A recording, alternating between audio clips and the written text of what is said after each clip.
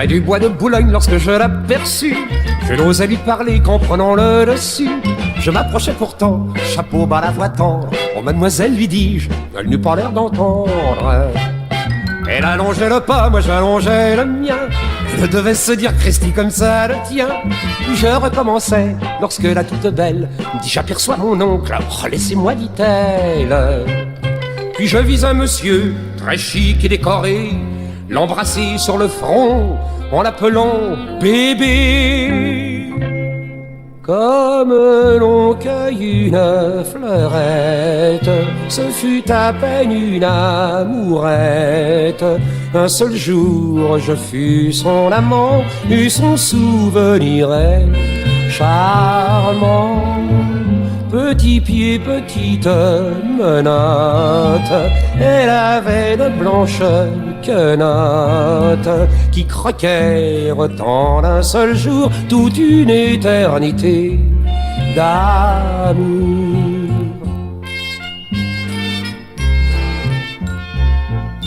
Je m'en allais pourtant souffrant comme un martyr, mais le hasard un jour vint pour me secourir. Cette fois je fis mieux, et je l'emportai presque dans mon petit logement où ce fut romanesque. J'étais fou d'amour, elle sentait le jasmin. Elle avait une taille à prendre dans la main, une bouche à caresse, et non pour le mensonge, les yeux d'un bleu le ciel qui se voile et qui songe. Chemise fine en batiste, corset droit, fin brodé, elle sentait la fortune, le monde chic et calé. Comme l'on cueille une fleurette, ce fut à peine une amourette. Un seul jour je fus son amant, et son souvenir est charmant. Petit pied, petite menotte, elle avait de blanches quenottes qui croquèrent en un seul jour toute une éternité d'amour.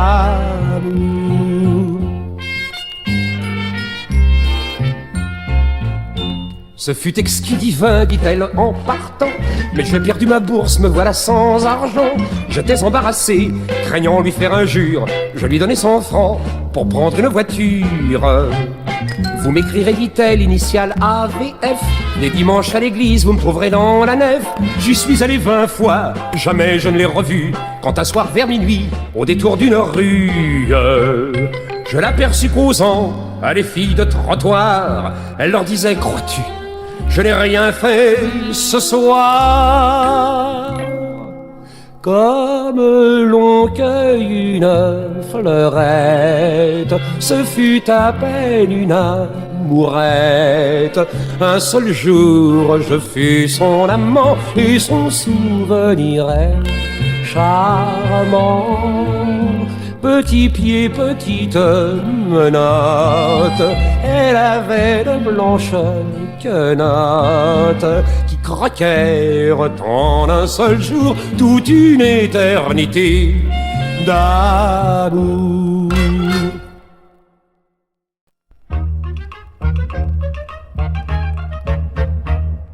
Je suis l'amant de Chlorinthe, une brunette de 18 ans. Mais cette petite dinde est bien rasoir par instant. Quand on s'en va en promenade, elle prend un air maussade.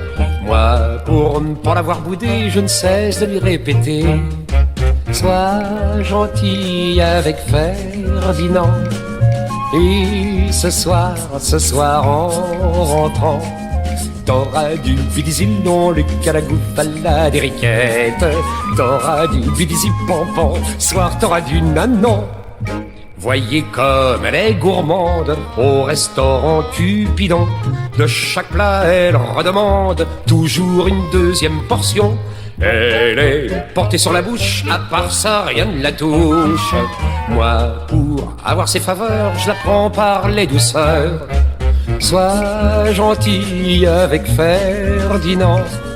Et ce soir en rentrant, t'auras du bidizilon, le calagouf à la dériquette. T'auras du bidizipampan, soir t'auras du nanan. Mais jugez de ma surprise, je la vis un jour chez Julien, dégustant les friandises qu'offrait un monsieur très bien. Sans peine, vous allez le comprendre, j'allais faire une esclandre, quand Chlorinte vint à moi et me dit « Ferme ça !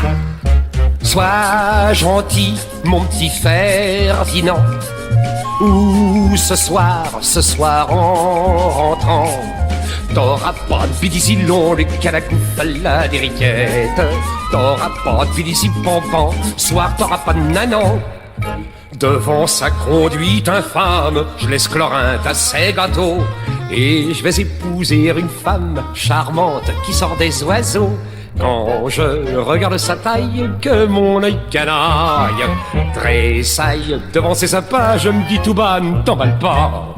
Sois gentil, mon petit Ferdinand, et le soir de tes noces en rentrant, t'auras du pédicillon, les calacouf à la dériquette. T'auras du pédicipampan, soir t'auras du nanan, vlan.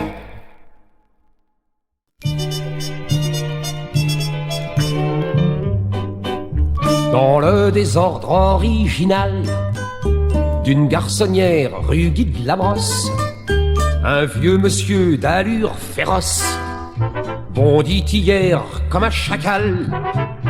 Ma femme et son amant sont là, cria-t-il d'une voix de tonnerre. Partis tous deux, c'est à refaire, je les repincerai, mais voyons ça, comme du regard qu'il questionnait le mobilier sombre et désuet. L'armoire à glace dit en grinçant: charmante, charmante. Un petit fauteuil dit en valsant: troublante, troublante. La chaise de coin dit en tombant: ardente, ardente. Et la pendule sonna pour lui midi précis.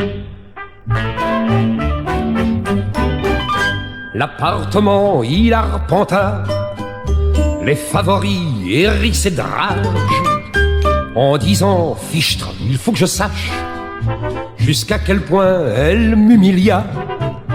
Fouillant partout d'un air brutal, soulevant une portière de damiette, il vit un cabinet de toilette rempli partout de flacons de cristal. Comme il cherchait, l'œil scrutateur, cherchant quelque point accusateur, le vaporisateur chanta: joueuse, joueuse. Flacon d'eau de mélisse mur en murat, nerveuse, nerveuse. Flacon d'eau de Boto cria: soigneuse, soigneuse. Et le flacon du mouchoir lui dit: oh, mon pauvre ami. Alors pénétrant l'air hagard, il vit dans la chambre bien close deux jarretières crème, un jupon rose, gisant sur le sol par hasard. Ne reconnaissant rien, il se dit: hélas, hélas, que Dieu me donne. Je suis certain que ce n'est pas ma femme qui venait ici l'après-midi. Béni soit le ciel, je le dis maintenant, je ne suis donc pas ce que je craignais tant. La première jarretière murmura: quelle buse, quelle buse. La deuxième jarretière chuchota: je m'amuse, je m'amuse. Le jupon rose murmura: bonne ruse, bonne ruse. Car elle nous met et ne nous sort que pour Hector.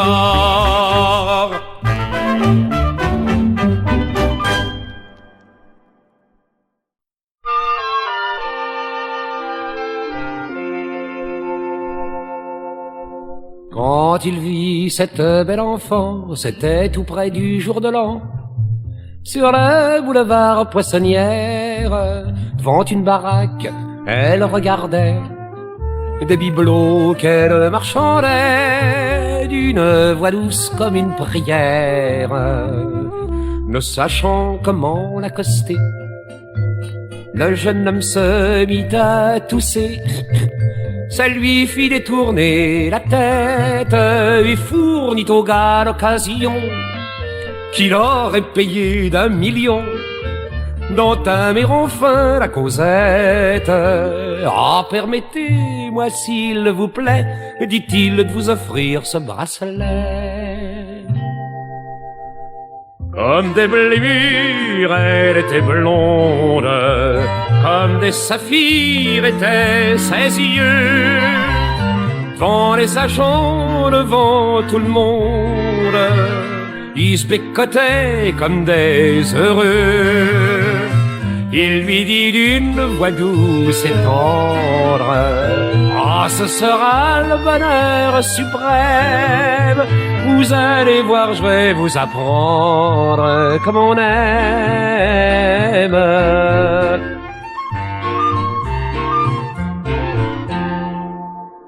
Fil en aiguille, elle le suivit, et dans une brasserie vers minuit, il grignotait des écrevisses. Le gars partit de là sans un rond. Me suis dit, bon, je verrai le patron, il ne me refusera pas ce service. Voyant qu'elle voulait s'en aller, dans le cou il lui prit un baiser, en lui murmurant en sourdine: par ce froid comme c'est ennuyeux, dormir tout seul tandis qu'à deux, soit doit être bien bon, je le devine. Elle lui dit: puisque c'est si bon, voyons si vous avez raison. Comme des blés mûrs, elle était blonde, comme des saphirs étaient ses yeux. Devant les agents, devant tout le monde, ils se bécotaient comme des heureux. Il lui dit d'une voix douce et tendre: oh, ce sera le bonheur suprême. Tu vas voir mon rat, je vais t'apprendre comme on aime.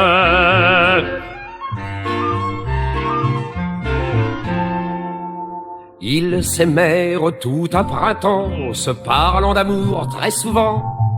La petite était douce et câline, mais un jour le gars, en travaillant, tomba malade et sans argent, et de là ce fut la débine. Je ne veux pas que t'ailles à l'hôpital, lui dit la petite, le voyant très mal.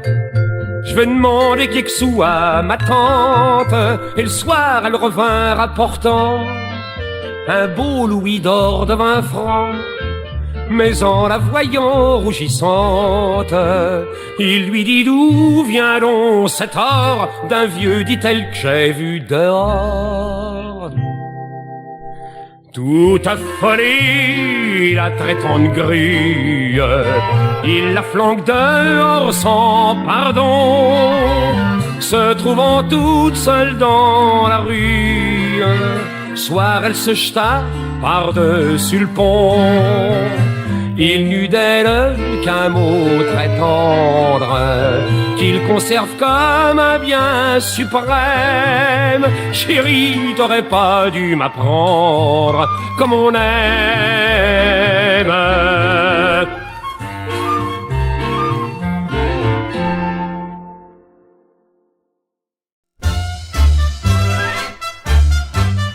Un jour l'adjudant me dit froidement: toi quel chic anglais, viens mettre un complet. Et v'là qui me colle un casque et des bretelles, une casaque d'un beau vert attendri, une culotte couleur chou de Bruxelles et des ribouilles du plus beau vert de gris. Ainsi vêtu, j'accours chez ma tendre amour, qui me dit en me voyant: tiens, voilà le printemps. T'es un peu vert, d'un vert trop solitaire. Viens dans les bois pour fêter nos 20 ans. Une fois dans le bois, alors je pus lui faire voir que j'étais du plus beau vert galant. Nous nous endormons tout dessus le gazon. Je me mets à rêver 1000 félicités. Soudain je sens une de ces caresses qui font passer des frissons dans le dos. Je me dis sûrement que c'est la main de ma maîtresse ou le zéphyr au souffle doux et chaud. Comme on n'est pas de bois, je me retourne et je vois admirable tableau, je vois un vieux vieux, un cochon de vieux dont les yeux papillotent et qui me regarde avec stupéfaction, tout en broutant le fond de ma culotte qu'il avait dû prendre pour du gazon. Oh, si j'avais été retourné de l'autre côté, ce qui me serait arrivé, oh, j'ose pas y penser. Sans que mes yeux se remplissent de larmes, tendre beauté, j'eusse été désarmé. Pour moi l'amour n'aurait plus eu de charme. Adieu Vénus et sa volupté.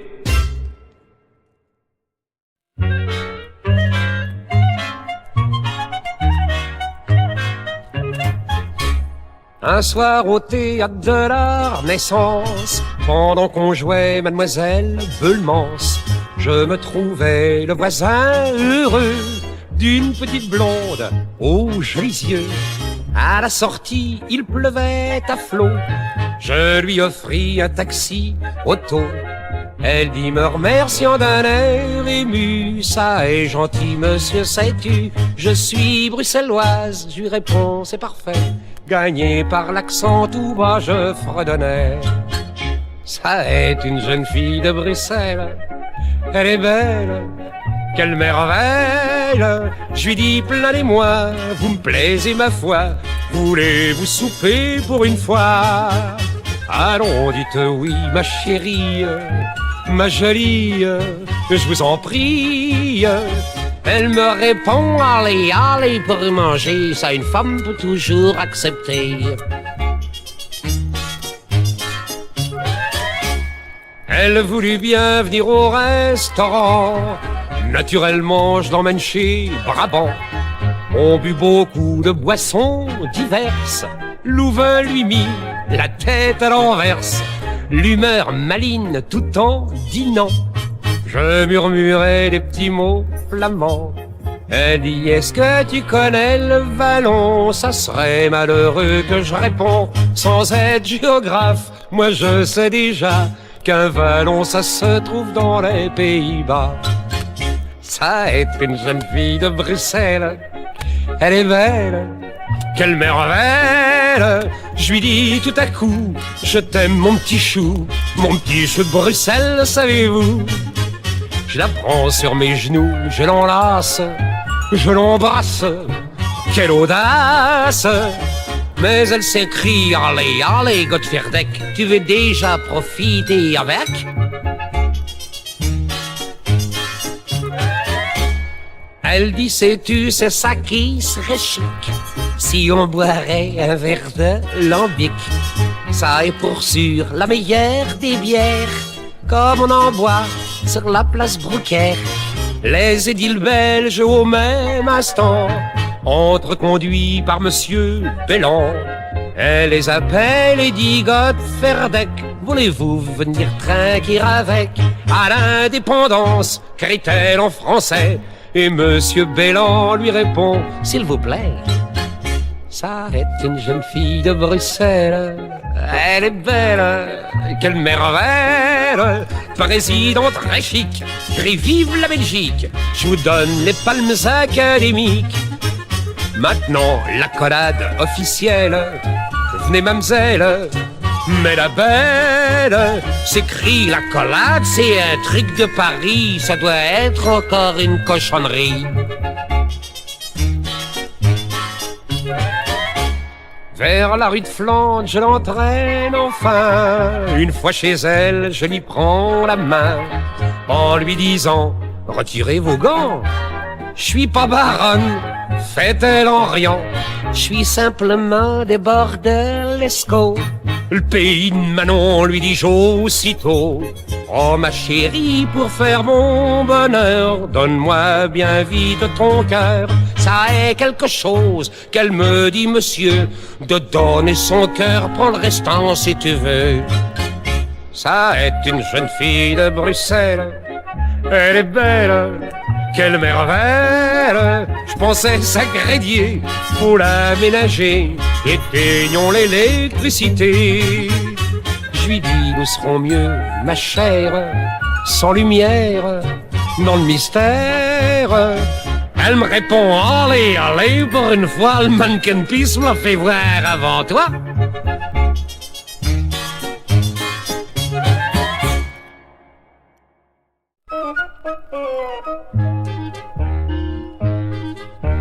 Quand il la rencontra, elle avait ce jour-là sa petite robe d'alpaga. En voyant le trottin, il s'écria matin qu'elle est bien. Elle lui dit: vous trouvez? Eh bien si vous voulez, je veux bien me laisser enlever. Oui, dit-il, mais seulement j'ai pas beaucoup d'argent. Qu'est-ce que ça fait qu'elle le reprend? Soir même, il l'emmène chez lui, dans son pauvre petit réduit. Quoique n'ayant rien, il s'aimait bien. Jamais elle n'ambitionnait le moindre colis fichet. Car lorsqu'on a 20 ans, l'amour c'est suffisant. On se contente au dodo, tricassé, museau. Il se gênait parfois, car lui gagnait, je crois, 150 francs par mois. Elle lui disait: mon chien, pourvu qu'on ne meure pas de faim, ce n'est rien. Elle lui disait: bébé, pour économiser, la lampe faut la souffler.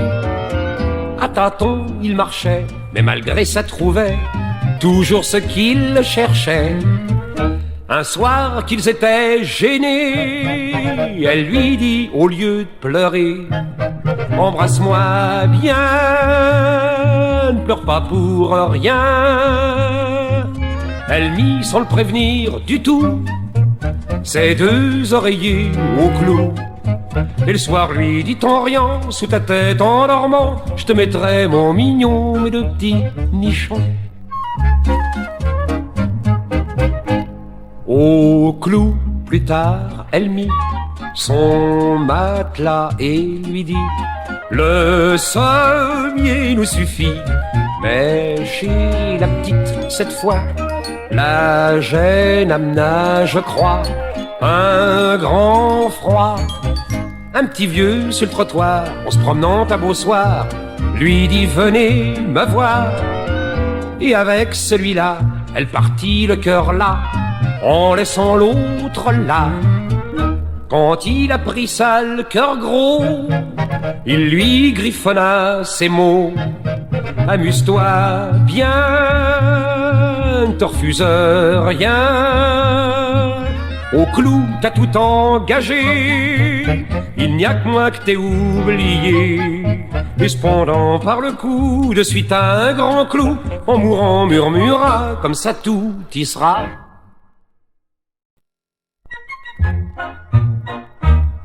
Je voyageais en compagnie l'autre jour dans le train de Saint-Germain d'une femme jeune et jolie, mise avec un goût parisien. Tous les deux nous nous faisions face pour être plus près d'elle encore. J'eus l'idée de changer de place, mais je n'osais pas tout d'abord. Tout bas je me disais: courage, elle n'a pas l'air trop sauvage. Faudra que je me rapproche un bras sous le tunnel de Saint-Germain. Elle était avec une vieille, très forte et laide à faire peur, avec une tête vermeille et barbue autant qu'un sapeur. Je pensais que c'était sa tante, elle avait l'œil peu familier. La nièce semblait avenante et paraissait vouloir causer. Tout bas je me disais courage, n'a pas l'air trop sauvage. Et la vieille n'y verra rien sous le tunnel de Saint-Germain. Or près du tunnel on avance, on entre dans l'obscurité. Vers ma voisine je m'élance, jugé de mon anxiété. Je lui dis tout bas à l'oreille, permettez-moi de prendre un baiser sur votre joue fraîche et vermeille. Votre tante ne peut pas nous pincer. Allons, ne soyez pas sauvages, Albert, évitons le tapage. Un petit baiser, ça ne gâte rien sous le tunnel de Saint-Germain. Elle ne répond rien à ma prière, je ne savais plus quoi penser. Son silence me rend téméraire et chasse ma timidité. C'en est fait, tant pis, je l'embrasse même 3 fois. Puis je regagne aussitôt ma place, tout enchanté de mon exploit. Elle n'a pas été trop sauvage, je me dis fier de mon courage. Et j'ai fait un tendre larcin sous le tunnel de Saint-Germain. Mon cœur me battait, je l'avoue, quand le grand jour vint à briller et que je regardais la joue où j'avais posé mes baisers. Je me piquais de mon audace quand je m'aperçus, sort cruel, que la vieille avait changé de place avec la nièce sous le tunnel. Ah, quelle fureur sans pareille! Quel nom d'un chien, c'était la vieille que j'avais embrassée si bien sous le tunnel de Saint-Germain.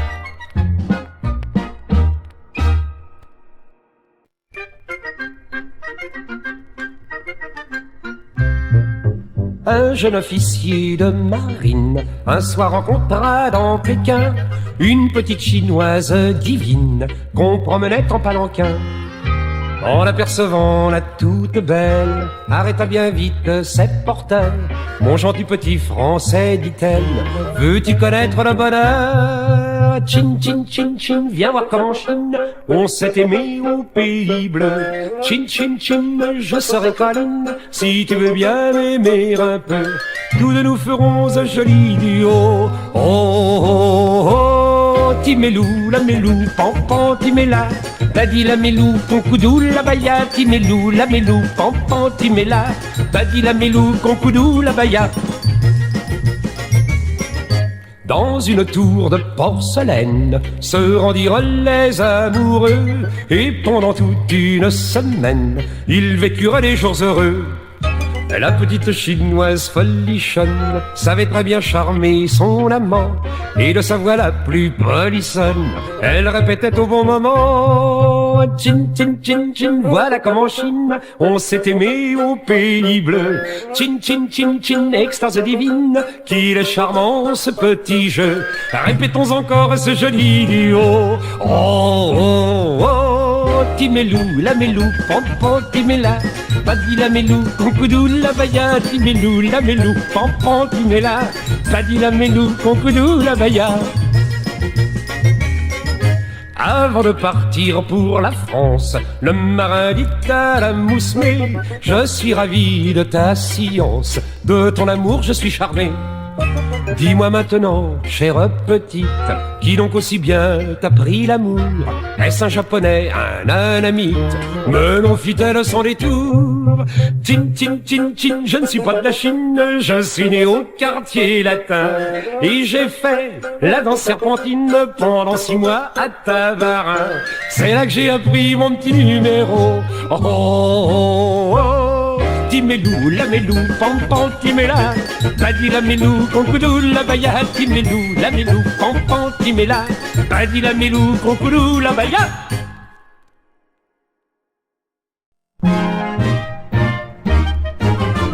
En arrivant au régiment, avec Mistigri dernièrement.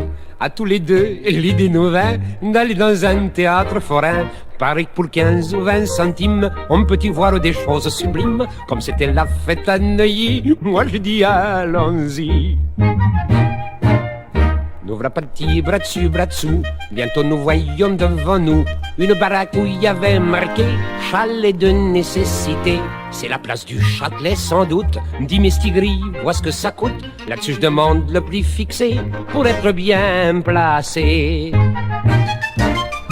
La buraliste d'un air doux nous répond: messieurs, c'est 3 sous. Nous tirons 6 sous nos goussets et nous demandons 2 billets. Vous trouvez papier à votre droite, nous dit-elle dans une petite boîte. Mais quant aux billets jusqu'ici, il n'y en a pas eu, je vous le dis. Et voilà-t-il pas qu'elle nous met chacun dans un petit cabinet où il y avait un rond pour s'asseoir. Je me dis je serais très bien pour voir. En m'installant sur la lunette, je pensais ça pour les pompettes. Pour 3 sous c'est pas cher ma foi d'avoir une loge à soi. Je reste assis une demi-heure là, mais voyant que ça ne commençait pas, je crie au travers de la cloison: mais qu'est-ce que vous attendez donc? J'entends des petits bruits qui s'échappent. Je me dis c'est les 3 coups qu'on frappe. Mais ne voyant pas le rideau se lever, je finis par m'en aller. En sortant je dis à Mistigri: c'est drôle les théâtres de Paris. Toi qu'est-ce que t'as vu? Moi j'ai rien vu.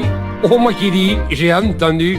Je suppose même la chose est claire, ça devait être une pièce militaire, car à côté de moi, crénon, on a tiré le canon.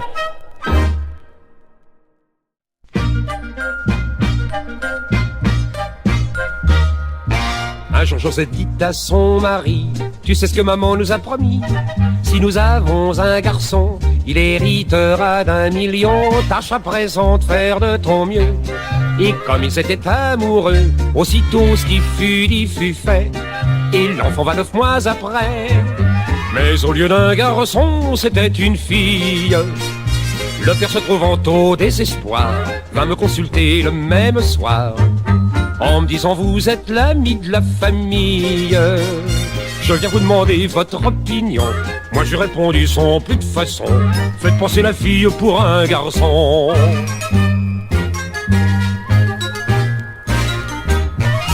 La fille fut élevée en pantalon et grandit d'une tête chaque saison. Quand je la vis 20 ans après, j'en suis resté tout stupéfait. Un jour elle me prit par le bras et gentiment elle me confia qu'elle aimait une jeune fille très bien et voulait demander sa main. Mais moi qui savais bien que c'était une fille, je me trouvais fort embarrassé. Je ne savais quoi lui conseiller. Ils s'épousèrent sans l'avis de leur famille. Et ce qui fut le plus ahurissant, c'est que ce fut un ménage charmant qui quelques mois après eut un enfant.